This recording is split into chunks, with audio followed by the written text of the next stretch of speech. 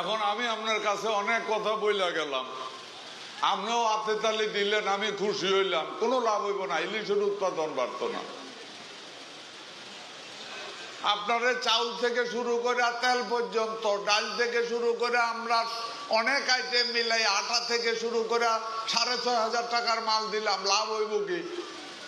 আপনি যদি সব কিছুর পরেও বলেন যে কারেন্ট জালটা লইয়া দেখি ফোলারে ডাক ডাক করে আইস না, মনে হয় পুলিশ টুলিশ নাই, ইন্ডিয়া যাই একটু ভাইতে দেই না কয়টা করেনি। এই যদি মানসিকতা হয়, আপনি জেলে মাছ ধরেন, আপনি যদি মাছ বড় হয় লাভ আপনার, এটা আপনাকে বুঝতে হবে।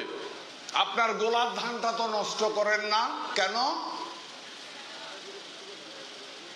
আগামী দিনে চলতে হবে। এই মাছটাকেও আপনার নিজের গোলার মাছ মনে করেন, তাহলে দেখবেন মাছ রক্ষা পাবে, তা না হলে রক্ষা পাবে না।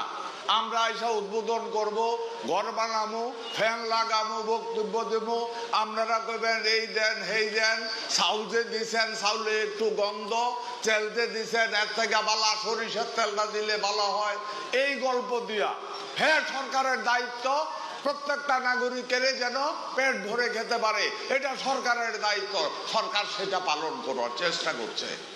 আপনার কর্ম যখন বন্ধ হবে, বন্ধ করে রাখা হয়েছে প্রায় 60 দিনের জন্য, আপনাকে চলার ব্যবস্থা করার চেষ্টাও সরকার করবে, এটা সত্য, এটা সরকারের দায়িত্ব। আপনারও তো দায়িত্ব আছে। জোর হাত করে অনুরোধ করি, আর বক্তৃতা দিচ্ছি না, জোর হাত করে অনুরোধ করছি, প্লিজ, শুধু আপনারা যারা জেলে ভাইয়েরা আছেন, যারা নৌকার মালিক আছেন, যারা দাদনদার আছেন, একটু নিজেকে কন্ট্রোল যদি করেন, দেশটা উঠে যাবে।